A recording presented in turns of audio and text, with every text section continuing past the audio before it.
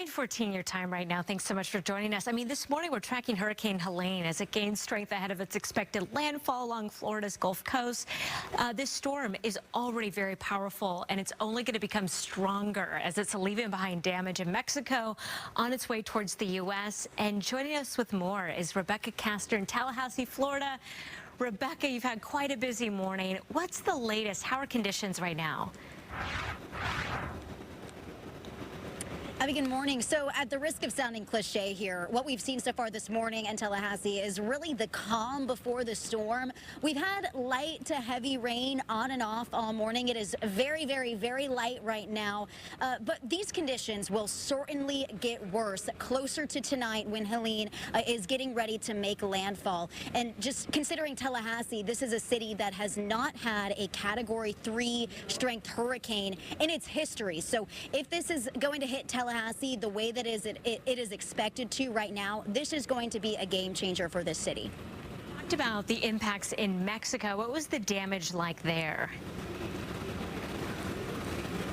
Yeah, so when it was hitting Mexico, the wind speeds were closer to a Category 1 storm. So we saw a lot of heavy winds and rains there. Those conditions are going to be even worse when this storm is going to hit Florida tonight. You know, just talking about Tallahassee, the biggest impacts that we're preparing for here is flash flooding, down trees. You know, these beautiful trees behind me. Anybody that's been to Florida knows that these big, beautiful trees, the oak trees with the beautiful Spanish moss, they're all over the place. So we're expecting to see a lot of these trees knocked down overnight tonight, you know, disregarding some of the ones with long, deep roots. These trees have been here for, you know, years, but we could see some of them knocked down tonight just with how powerful these winds are expected to be. And we understand that parts of Florida leading up to Helene have experienced very heavy rain recently. So there's not a lot of extra moisture that the ground can really absorb. And so, like, the runoff is really scary. What are some of the other concerns that you're expecting in terms of storm surge and the like?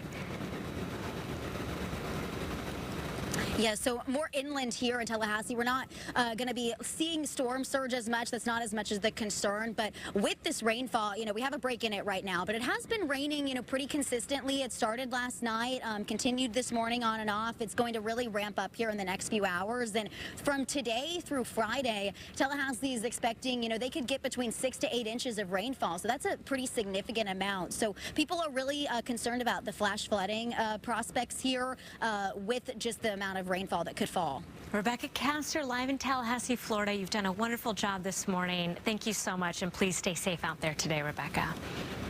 All right. Hey, let's get to the forecast right now. It's a Category 2, winds of 105 miles per hour. It's going to continue making its way north-northeast, and it's going to strengthen to a major hurricane, a Category 3, before making landfall. Now, we have a bunch of different alerts in effect for parts of the coastline in Florida. In the red, a hurricane warning, and then in the blue, a tropical storm warning. It's the heavy rain we get worried about. Spots of storm surge, damaging winds, and also tornadoes can be a big threat with this, too. We're going to watch this as it continues to spin up to the north-northeast. Stay with us as we watch the evacuations, the potential impacts. It will weaken once it makes its way farther inland. We're talking about our own local forecast when rain returns to western Washington. I'll time that out with future casts coming up in a few moments, but for now, I'll send it back to you. Okay.